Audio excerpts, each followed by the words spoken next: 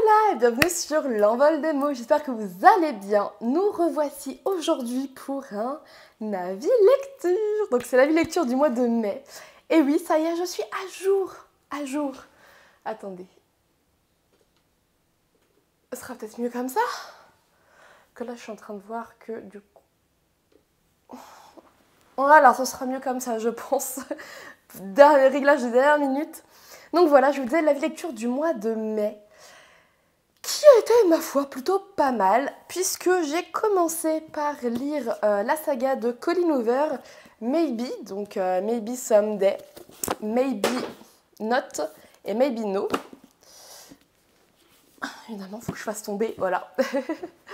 donc voilà, du coup, je vais vous raconter ce qui se passe dans Maybe Someday, quand même.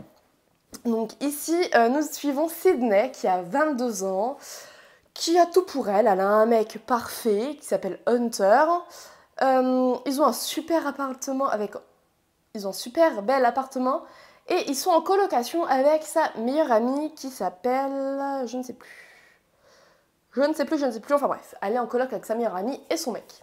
Donc tout se passe très bien dans le meilleur des mondes. Sydney est aux anges, tout se passe bien dans sa vie. Et puis un jour, Sydney apprend... Oui, c'est ça. Un jour, Sydney apprend que sa meilleure amie et son petit ami, donc Hunter, eh bien, se foutent un peu de sa tête. Voilà, pour être à peu près... Voilà, en gros, ils sont ensemble. Enfin, Hunter trompe Sydney avec sa meilleure amie. Voilà. Pour être carré, oui, Voilà. Donc, du coup, Sydney décide de tout plaquer comme ça du jour au lendemain et elle se retrouve dans l'appartement de Ridge, un voisin très mystérieux, musicien. Voilà, donc elle se retrouve chez lui avec, du coup, lui aussi est en colocation avec deux autres personnages. Donc voilà, elle se retrouve dans cette ambiance-là qui est très très différente de son ancien appart. Mais ça va être juste génial, tout ce qui va s'y passer. Ça va être à la fois très douloureux, drôle, avec de la colère, triste et tout. Enfin, franchement, c'est tellement, tellement bien. Donc voilà, j'ai vraiment beaucoup aimé ce premier tome. Ça a été un coup de cœur. Franchement, j'ai eu les larmes aux yeux. À la fin, j'ai pleuré. Voilà, c'est tout un panel d'émotions. Vraiment, c'est Colleen Hoover en fait. C'est Colleen Hoover. Colleen Hoover arrive à vous faire pleurer, même dans des livres qui sont... Bon, là, il n'y a pas que des moments joyeux, mais même dans des moments joyeux, elle arrive à vous faire pleurer de rire. Enfin, ça arrive, quoi. Vous pleurez de joie, enfin, peu importe. Mais voilà. Et voilà, donc vraiment, j'ai beaucoup aimé. Surtout qu'en plus, ce que j'ai vraiment, vraiment beaucoup, beaucoup apprécié dans ce livre, c'est que Sydney et Hunter, du coup, font de la musique. Et en fait, on a les paroles de chansons. Voilà, et c'est vraiment tellement bien. Et c'est pareil, au tout début, Colleen Hoover nous dit que... attendez, que je retrouve. Voilà, en fait, il y a un QR code dans le livre, et en fait, en le scannant, on peut retrouver la playlist du roman. Voilà, c'est tellement bien, franchement. Il faut vraiment l'écouter avec la musique. Pépite. Pépite, quand on écoute ça, enfin qu'on lit et qu'on écoute la playlist en même temps, c'est magique. Vraiment, c'est magique. Donc voilà, après je peux vous parler un peu du tome 2 parce que le tome 2 parle de deux personnages, on va dire, secondaires, même si un des deux personnages pour moi est quand même assez important dans l'histoire malgré tout, mais j'ai pas vraiment apprécié ce tome 1.5. Voilà. Ces deux-là se suivent et celui-là c'est un tome entre les deux en fait, voilà. J'ai aimé dans le sens où on apprend beaucoup plus de choses sur sur ces deux personnages-là. Donc c'est Bridget et Warren, je vais vous dire les prénoms, voilà. Donc Bridget et Warren. Bridget est un personnage assez compliqué, assez compliqué à cerner, compliqué à comprendre. Et du coup, en fait, le fait qu'on ait un roman, il y a quoi, 126 pages, hein, un truc comme ça, ou 140 pages, je sais plus exactement. Mais d'avoir un petit livre comme ça qui explique un peu pourquoi Bridget est comme ça et tout, c'est assez intéressant. Mais le personnage de Warren, non, j'ai pas du tout aimé, j'ai pas du tout apprécié. Il est très porté sexe et tout. Et enfin, en fait, dans le roman, quasiment un chapitre sur deux, on parle de cul en fait. Voilà, moi je suis pas spécialement fan de ce genre de livre où on a du cul, de tout va. Voilà, alors oui, ok, qu'il y en ait de temps en temps dans le bouquin, je dis pas, enfin voilà, je m'en fous, c'est. Voilà, parce que ça fait aussi partie de la vie, on va dire. Enfin, si, ça fait partie de la vie, c'est pas on va dire, ça fait partie de la vie.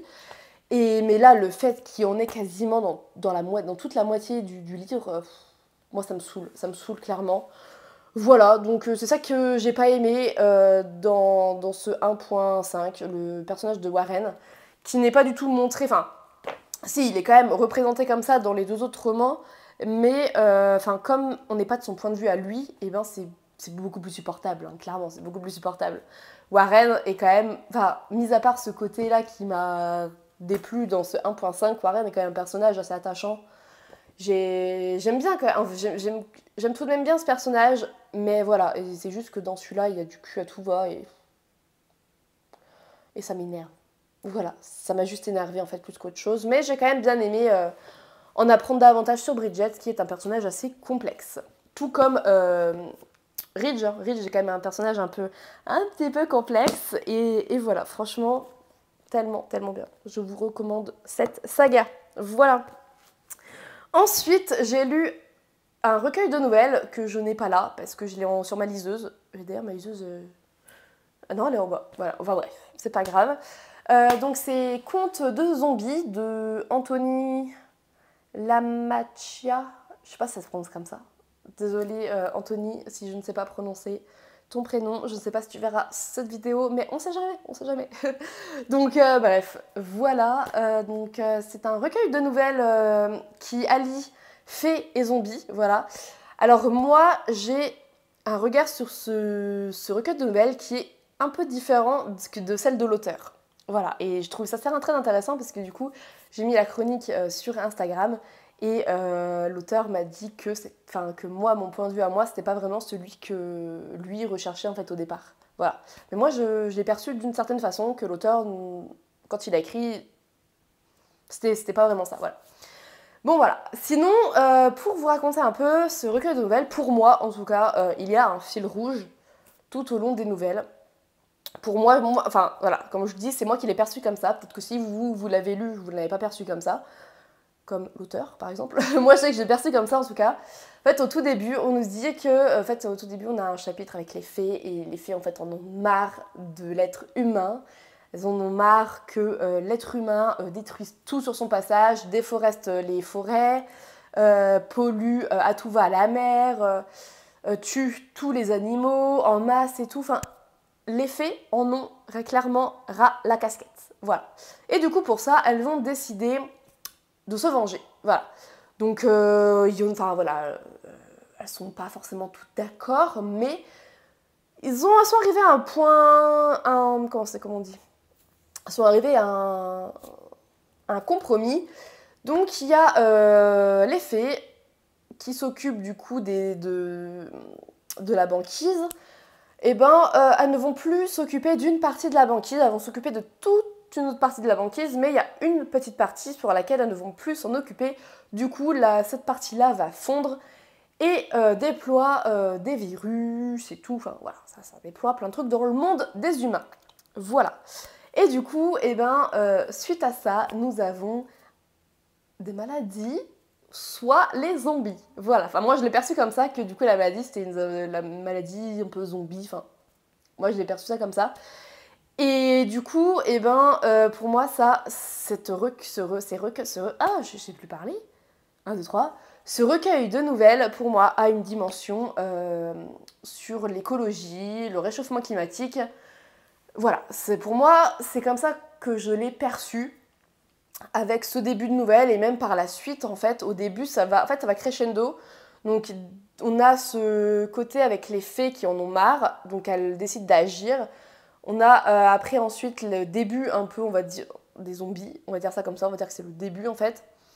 Et en fait, plus on avance, et plus on va crescendo dans l'horreur, en fait, ça va de pire en pire, et à la fin, moi, j'ai perçu ça comme ça encore une fois, à la fin, on voit les conséquences Enfin, on voit les conséquences. En gros, on voit à quel point l'être humain est prêt à tout pour se faire du fric, pour survivre.